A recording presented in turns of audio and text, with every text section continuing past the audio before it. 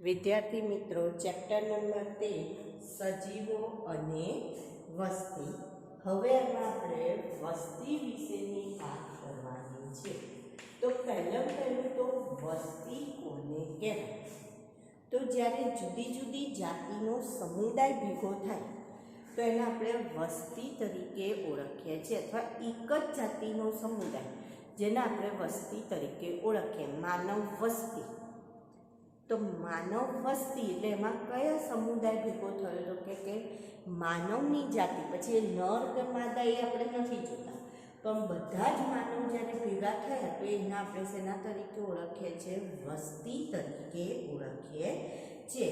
તો કોઈ ચોક્કસ ભૌગોલિક વિસ્તારમાં રહેતા સજીવોનો સમુદાય એને આપણે વસ્તી તરીકે ઓળખીએ છીએ.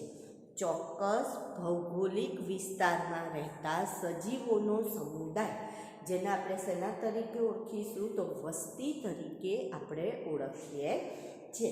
બરાબર. હવે આ વસ્તીના પોતાના કેટલાક વિશિષ્ટ આગવા લક્ષણો હોય છે.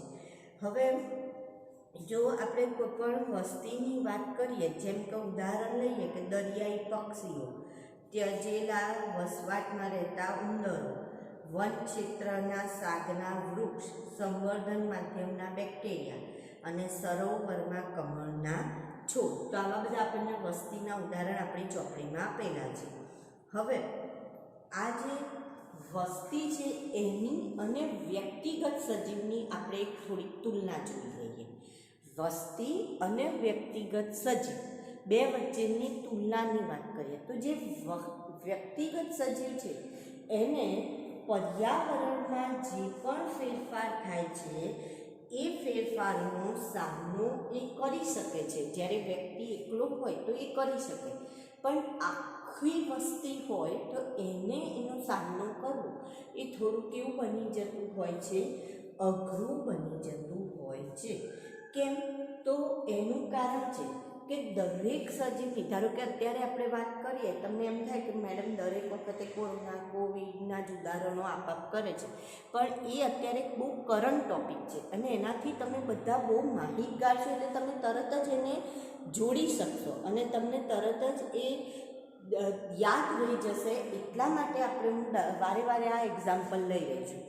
હવે જો આપણે વાત કરીએ કે કોરોના જે છે એ આખા બધે જ ફેલાયેલો છે, તો એમાં આખી વસ્તીને બચાવવું આપણા માટે અઘરું છે. કેમ? કારણ કે દરેકની ઇમ્યુનિટી અથવા તો ઇમ્યુન સિસ્ટમ સરખી કામ કરતી નથી.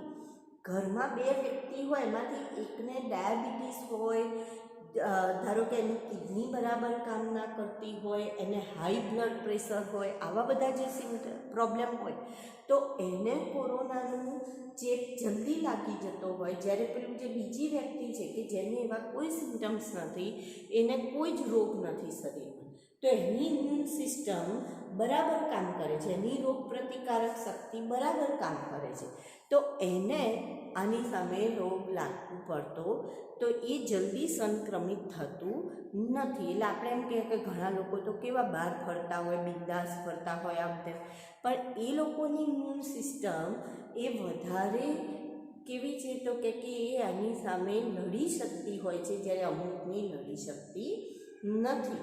એટલા માટે ને તો આપણે આખી વસ્તીને ના બચાવી શકીએ. તો વ્યક્તિગત જ્યારે કોઈ રોગ લાગુ પડ્યો હોય, ધારો કે કોઈ કુટુંબમાં આપણે જોઈએ છે કે ધારો કે કોઈના ઘરમાં ટાઇફોઇડ થયો, તો ટાઇફોઇડની દવા આપીને આપણે એને બચાવી શકીએ છીએ. તો એવું થાય છે કે એ ટાઇફોઇડ પછી આખા સમાજમાં ફેલાઈ ગયો હોય, બધા જ વ્યક્તિઓને ના. તો ટૂંકમાં વ્યક્તિગત જે પણ પરિવર્તનો છે પર્યાવરણના, એની સામે એ બચી શકે છે, પણ જ્યારે વસ્તીની વાત આવે, એક આખા સમુદાયની વાત આવે, તો એમાં એવું કહે છે કે એને પ્રાકૃતિક પસંદગીનો પ્રશ્ન આવી જાય છે કે કુદરત જેને પસંદ કરશે એ જીવી જશે, અને કુદરત જેને પસંદ નથી કરતી, જે નબળું છે એ જીવી શકતું નથી. જેવા ડાર્વિને કરી હતી પ્રાકૃતિક પસંદગીની, તો પરિવર્તન પામેલા પર્યાવરણનો સામનો વ્યક્તિગત સજીવ કરી શકે, પરંતુ વસ્તીમાં જે સજીવ હોય એ વસ્તી સ્તરે સામનો કરવો થોડો મુશ્કેલ થઈ જતો હોય છે. એવી જ રીતના જો આપણે વસ્તીનું એક બીજું લક્ષણ જોઈએ કે જે વસ્તી ધરાવી શકે છે પરંતુ વ્યક્તિગત સજીવ ધરાવી શકતો નથી, અને એ છે જન્મદર અને મૃત્યુદર. વ્યક્તિગત સજીવ હોય એ જન્મ અને મૃત્યુ પામે, પરંતુ એનો જન્મદર ના ગણી શકાય, મૃત્યુદર આપણે ગણી શકીએ નહીં.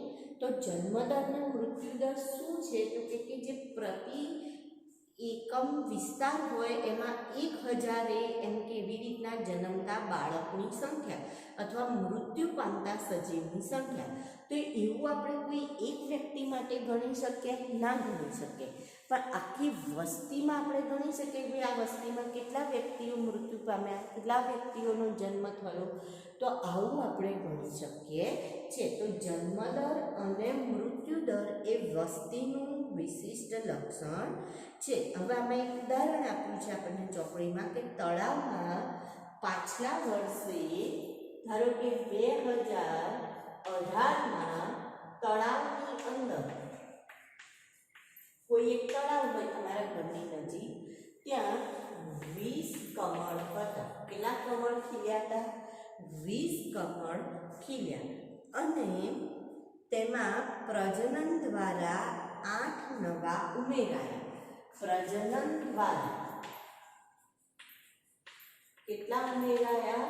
તો કે 8 નવા ઉમેરાયા. તો વર્તમાન સમયમાં કમળની સંખ્યા કેટલી થઈ ગઈ? તો કે 28 થયેલી છે. તો વર્તમાનમાં એની વસ્તી આટલી. તો હવે જન્મદર ગણો. કમળનો જન્મદર કેટલો? તો જન્મદર એટલે કેટલાય પ્રજનન દ્વારા કેટલા ઉત્પન્ન થયા? 8. કુલ કેટલા હતા? 20.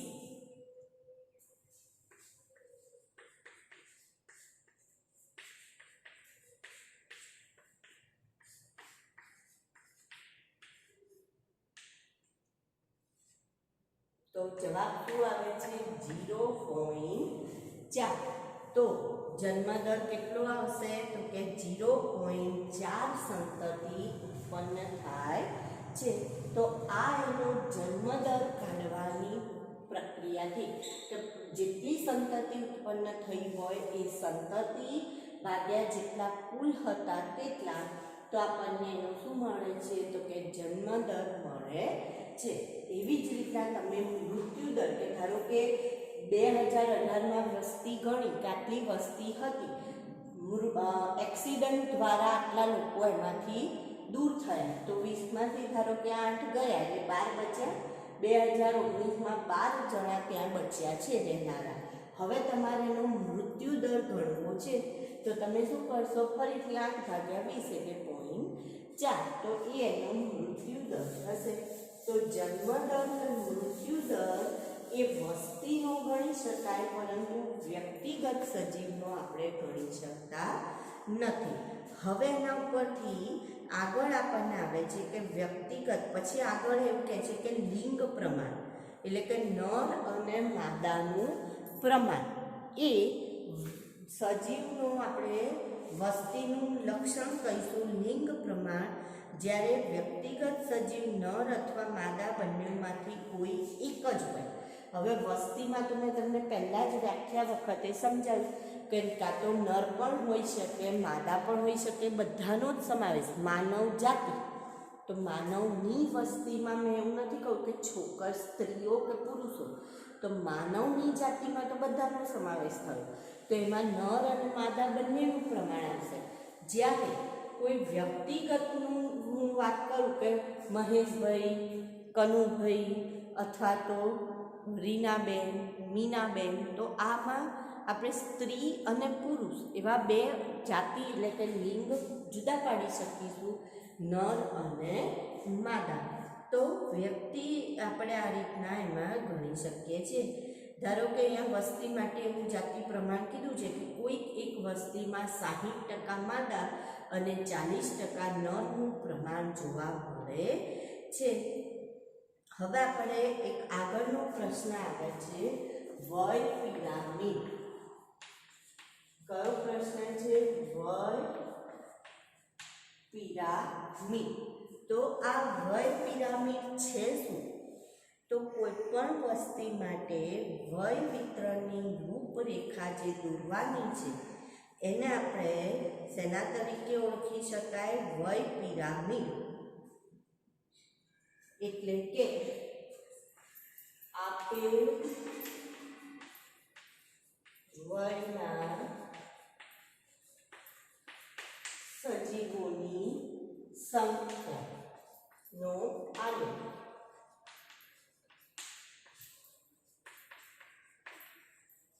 જે પણ વયના સજીવ હોય એની સંખ્યાનો જે આલેખ દોરવાનો છે અને એની જે ટકાવારી કાઢવાની છે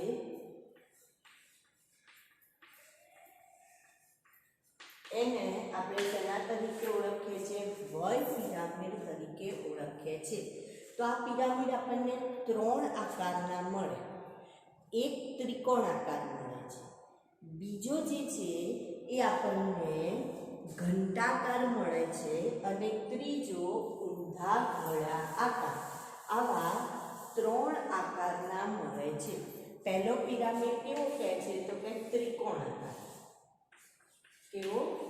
ત્રિકોણ આકાર. બીજો પિરામિડ એવું કહે છે કે ઘંટાકાર.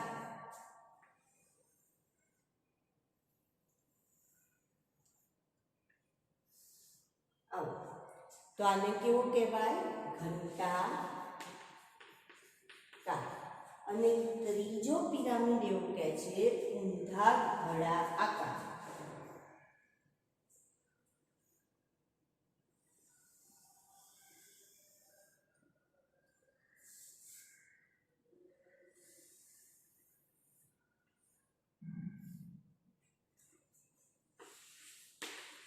ઊંધા ગળા. તો આવા 3 પ્રકારના આકારના આપણને પિરામિડ મળે છે. હવે આની અંદર જે ત્રિકોણ આકાર છે એ શું દર્શાવી રહ્યું છે? તો ત્રિકોણ આકાર દર્શાવે છે કે ધીરે ધીરે વસ્તીમાં શું થઈ રહ્યું છે? તો કે વધારો. તો એમાં કેવા પ્રકારના આમાં વસ્તીમાં શું થઈ રહ્યું છે? વધારો થઈ રહ્યો છે એવું બતાવે છે. અન્ય એવું બતાવે છે કે વસ્તી કેવી છે? તો કે સ્થાયી છે. વધારો નહીં, ઘટાડો નહીં, એટલે વસ્તી કેવી? સ્થાયી. અને આને એવું બતાવે છે કે ધીરે ધીરે વસ્તી શું થઈ રહી છે? તો કે ઘટી રહી છે. પહેલાં વધારે હતી, પછી ધીરે ધીરે શું થઈ ગઈ? તો કે ઘટતી જાય છે એવું બતાવે છે. તો વસ્તીમાં શું થતો જાય છે? ઘટાડો થતો જાય છે એવું બતાવે છે. બરાબર. તો વસ્તી સ્થાયી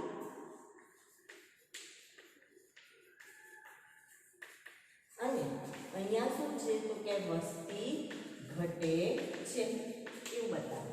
હવે અહીંયા જો વસ્તીમાં વધારો, તેનો મતલબ આની અંદર કેવા સજીવો અથવા તો કેવા પ્રકારના વ્યક્તિઓ, જો આપણે વ્યક્તિની વાત કરીએ તો કેવી વયના લોકો જોવા મળશે? તો વય પ્રમાણે પ્રજનન માટેના થઈને એમણે 3 પ્રકાર પાડ્યા. પૂર્વ પ્રજનન વય, પ્રજનન વય અને પશ્ચ પ્રજનન વય. તો એનો મતલબ જે હજી યંગસ્ટર્સ છે, એટલે કે નાના બાળકથી લઈને જે હજી ગ્રોઈંગ પીરિયડમાં છે, એટલે 17, 18, 19, 20 વર્ષ સુધી આપણે ચલો લઈએ તો એ બધાને એમણે શેમાં મૂક્યા? તો કે પૂર્વ પ્રજનન વયમાં મૂક્યા. તો એવાની વસ્તી શું થતી જાય? તો કે વધતી જાય છે. એટલે એના કારણે વસ્તીમાં શું થાય છે? વધારો થાય છે. હવે અહીંયા પ્રજનન વય. તો પ્રજનન વયના જે છે શું કરશે? તો કે પ્રજનન કરી રાખશે, પણ એમની સંખ્યામાં વધારો થશે? તો કે ના. એ લોકોએ પ્રજનન કર્યું, સંતતિ ઉત્પન્ન કરી, તો એ પાછા ક્યાં પહોંચી જશે? પૂર્વ પ્રજનન વયમાં ગણાય.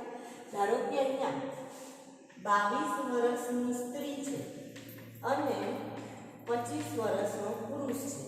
તો આ લોકો જ્યારે પ્રજનન કરશે તો એમનું જે પણ બાળક આવશે એ બાળક, ધારો કે આપણે કહીએ 1 મહિનાનું બાળક. તો આ 1 મહિનાનું બાળક એને આપણે શેમાં ગણીશું? અહીંયા ગણીશું કે ત્રિકોણાકારમાં, તો ત્રિકોણાકારમાં. તો એ લોકોની સંખ્યામાં તો વધારો થવાનો નથી. એ લોકો જે વધારો કરશે એ શેમાં કરતા જશે? તો કે અહીંયા આ ત્રિકોણાકારમાં વધારો કરતા જશે. અને પશ્ચ પ્રજનન વય કે જે ઘરડા થઈ ગયા છે, તો એ લોકો શું થશે? તો કે મૃત્યુ પામે. તો મૃત્યુ પામે એટલે ધીરે ધીરે એમની સંખ્યામાં શું થતો જાય? તો કે ઘટાડો થતો જાય છે. તો આવી રીતના આ વય પિરામિડ આપણને વસ્તીના અહીંયા જોવા મળશે. ત્રિકોણાકાર, ઘંટાકાર અને ઊંધા ઘડા આકાર એવા 3 આકારના વય પિરામિડ જોવા મળશે.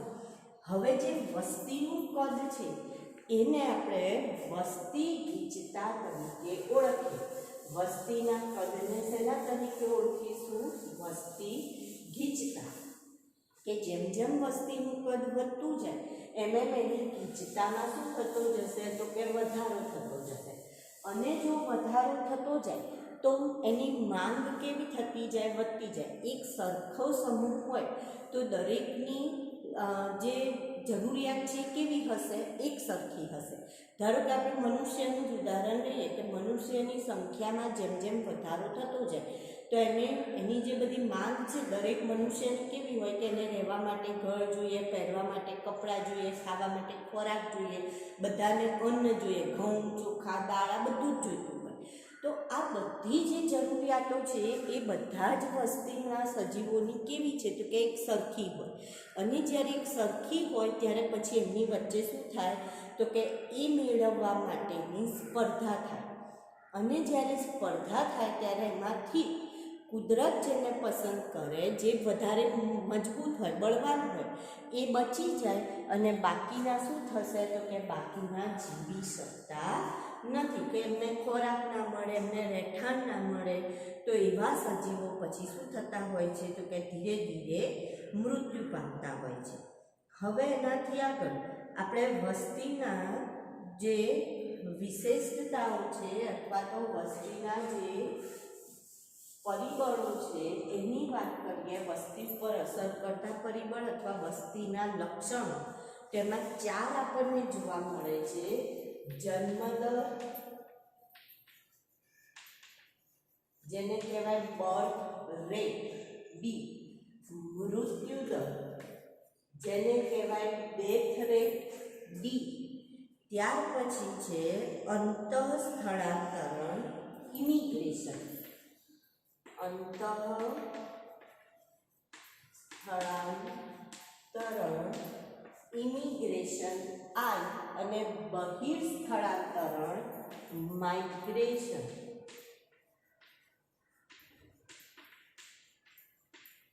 અથવા તો એને આપણે એક્સપોર્ટ તરીકે અથવા એમિગ્રેશન એટલે ઈ તરીકે ઓળખીએ.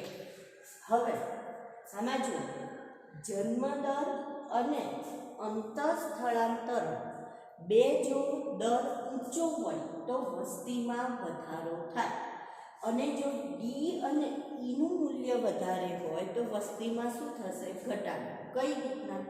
તો જન્મદર વધારે હોય તો તમને ખ્યાલ આવી ગયો કે જન્મ વધુ થતો જાય જેમ જેમ, એટલે સંખ્યા વધતી જાય. અંતઃસ્થળાંતરણનો મતલબ, ધારો કે આપણે જો તમે શિયાળામાં આપણે વાત કરીએ કે આપણા જે સામાન્ય પક્ષીઓની સંખ્યા ગણવામાં આવે, ધારો કે નળ સરોવરમાં અત્યારે પક્ષીઓની સંખ્યા ગણવામાં આવે, અને જ્યારે ઓક્ટોબર પછી નવેમ્બર ડિસેમ્બરમાં જો પક્ષીઓની સંખ્યા ગણવામાં આવે તો એમાં વધારો થયેલો હશે. તો એનું કારણ શું? તો કે બહારથી જે બહારની કન્ટ્રી છે કે જ્યાં ગરમી શરૂ થશે એટલે ત્યાંથી પક્ષીઓ ક્યાં આવશે? આપણા દેશમાં આવે છે. ઠંડા પ્રદેશ, ઠંડી જ્યાં ચાલુ થાય ત્યાં આવે છે, તો આપણે ત્યાં આવે છે. તો એના કારણે આપણા ત્યાંની સંખ્યામાં શું થઈ ગયો? વધારો થઈ ગયો. એટલે એને ઇમિગ્રેશન કહેવાય. એટલે એને આપણે અંતઃસ્થળાંતરણ કહીશું. તમે કોઈ પણ કન્ટ્રીમાં જાઓ, ધારો કે તમે અહીંથી ફરવા માટે દુબઈ ગયા તો ત્યાં પણ તમારે ઇમિગ્રેશન કરાવવું પડે ને, તો ઇમિગ્રેશન વિઝા જે હોય એના ઉપર તમારે થપ્પો લગાડવા પડે ને ઇમિગ્રેશન કહેવાય કે તમે ત્યાંનામાં ગણતરીમાં લેવા છો. જ્યારે ત્યાં તમે એન્ટર થાવ છો ત્યારે તમારી ગણતરી થઈ જાય છે કે ત્યાંની જે પબ્લિક છે એમાં એક ફેમિલી આટલાની સંખ્યાનો વધારો થયો અને ત્યાં તમને સિક્કો મારીને આપે છે. તેના પર ડેટ લખેલી હોય કે આ ડેટે આ વ્યક્તિ અહીંથી પાછી જતી રહેશે. તો ત્યારે તમારે ત્યાંથી તમે એમિગ્રેટ થયા એટલે કે તમે ત્યાંથી પાછા આવો છો એટલે ત્યાંથી તમારી સંખ્યા માઇનસ થઈ જાય.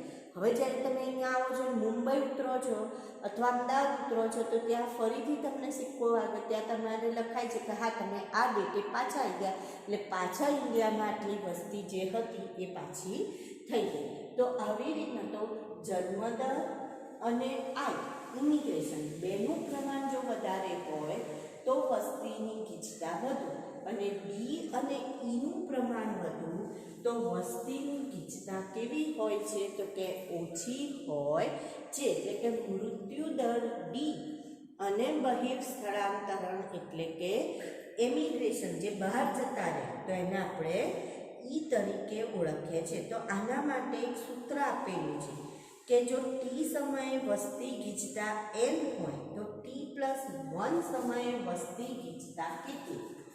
ટી સમયે વસ્તી ગીચતા માટે આપણે શું કરી લઈશું? n લઈએ. તો t+1 સમયે કેટલી? તો n t+1 બરાબર આવું એક સૂત્ર છે nt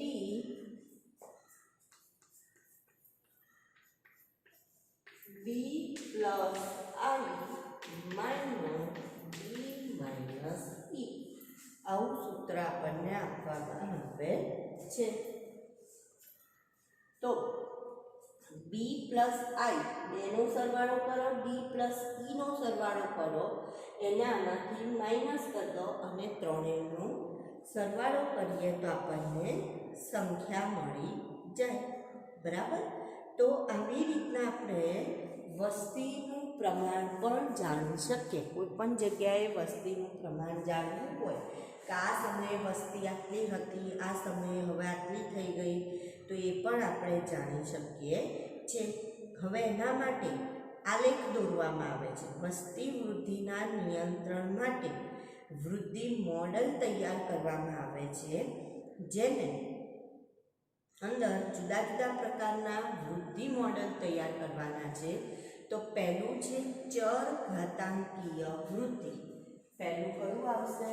ચર ઘાતાંકીય વૃદ્ધિ. જે વૃદ્ધિ આલેખ દોરીએ એની અંદર પહેલી બાબત આવશે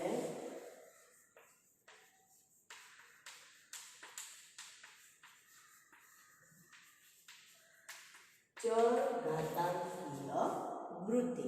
તો હવે આ જે ચર ઘાતાંકીય વૃદ્ધિ છે એનો મતલબ શું? તો જ્યારે નિવાસ સ્થાનમાં સ્ત્રોતો અમર્યાદિત હોય અને જાતિ પોતાની સંખ્યામાં વૃદ્ધિ કરવાની ક્ષમતા ધરાવતી હોય. સ્ત્રોત કેવા હોય? અમર્યાદિત. સ્ત્રોત વધારે વધારે મળતા હોય તો વૃદ્ધિ પણ કેવી થશે? તો કે વધારે વધારે થતી જતી હોય છે. તો ડાર્વિનની જો વાત કરીએ તો અહીંયા એવું કહે છે કે પ્રાકૃતિક પસંદગીવાદના આધારે એમણે અવલોકન કર્યું હતું અને આવી ચર ઘાતાંકીય વૃદ્ધિની વાત કરી હતી જેની અંદર n કદની વસ્તીમાં જન્મદર સ્મોલ b હોય અને મૃત્યુદર પ્રતિ વ્યક્તિએ સ્મોલ d હોય તો એકમ સમયમાં થતો વધારો n સમયની અંદર વધારો એટલે dn/dt. આવા ગાણિતિક બાબત આવી જાય છે. બરાબર. dn/dt બરાબર બર્થ રેટ એટલે b માઇનસ ડેથ રેટ એટલે શું લઈશું? d ગુણ્યા n. આ આપણે શેના તરીકે ઓળખીએ છીએ? તો કે ચર ઘાતાંકીય વૃદ્ધિ. હવે અહીંયા જો b માઇનસ d બરાબર rn પર અરે r પર રેટ લઈએ એટલે એને સ્મોલ આર વડે દર્શાવીએ તો dn upon dt સંકલન વિકલન જે આવતું હોય તમને વધારે ખ્યાલ આવશે મારા કરતાં, તો એને આપણે rn તરીકે બતાવીએ છે. r શું બતાવે છે? પ્રાકૃતિક વૃદ્ધિનો. r બરાબર આ જે પ્રાકૃતિક વૃદ્ધિ એટલે જે કુદરતી રીતે થતી વૃદ્ધિ છે એનો આંતરિક દર, એનો દર બતાવે છે. એનો આંતરિક દર, પ્રાકૃતિક રીતે જે થતી વૃદ્ધિ છે એનો આંતરિક દર જેને સ્મોલ આર વડે દર્શાવી શકાય. શેના વડે દર્શાવાય? સ્મોલ આર વડે. હવે એક ઉદાહરણ આપ્યું છે કે નોર્વેના ઉંદરો માટે આરનું મૂલ્ય 0.015 છે. લોટની રાતી જીવાત એટલે ધનેડા માટે આરનું મૂલ્ય 0.12. પછી ભારતની માનવ વસ્તી માટે 1981માં આરનું મૂલ્ય હતું 0.0205. એટલે આ શોધવું હોય તો આપણી જોડે શું હોવું જોઈએ? બી અને ડી હોવો જોઈએ, તો જ આપણે આર શોધી શકાય. બરાબર. હવે જે વસ્તી ગીચતા છે એને બીજી રીતના પણ આપણે દર્શાવી શકાય. ચરઘાતાંકીય વૃદ્ધિનું સ્વરૂપ તો nt n0 e raised to e r.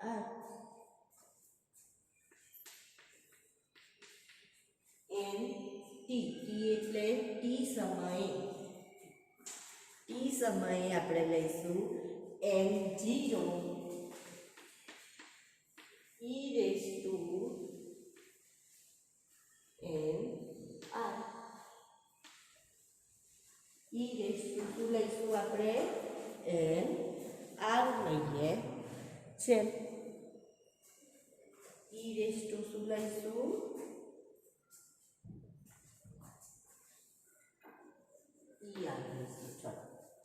તો અહીંયા nt એટલે શું? તો t સમય પછીની વસ્તી ગીચતા. nt એટલે t સમય પછીની વસ્તી ગીચતા. n0 એટલે શું? તો જે વર્તમાન શૂન્ય સમયે વસ્તી ગીચતા.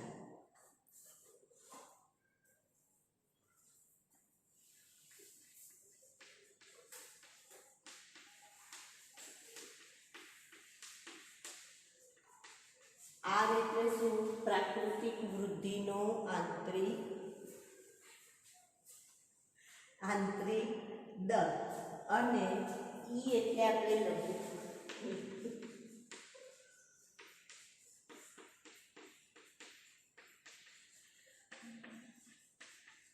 લઘુગુણકનો શું લઈએ છીએ?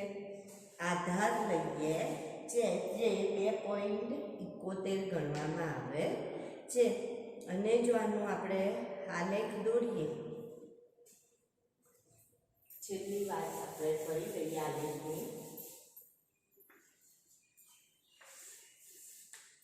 તો જે આલેખ દોરીશું એ વસ્તી ગીચતા વિરુદ્ધ સમયનો આલેખ હશે. વસ્તી ગીચતા વિરુદ્ધ શેનો આલેખ લેવાનો આવે? સમયનો આલેખ લેવામાં આવશે. તો આમાં બે પ્રકારનો આલેખ મળે આપણને. એક જે જેવો આકાર મળશે અને બીજો સિગ્મોઇડ. સિગ્મોઇડ એટલે એસ આકાર મળે છે. જેનો મતલબ એવો થાય કે શરૂઆતમાં વૃદ્ધિ દર ધીમો, પછી એકદમ વધે છે અને વધતો જ જાય છે.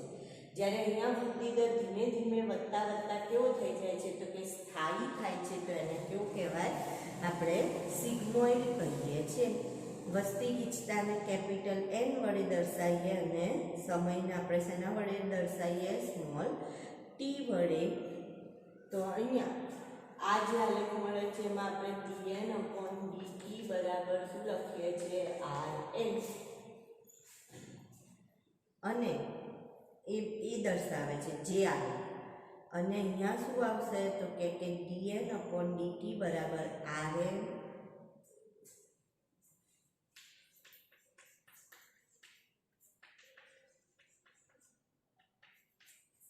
પછી એની જોડે કે માઇનસ એન અપોન કે.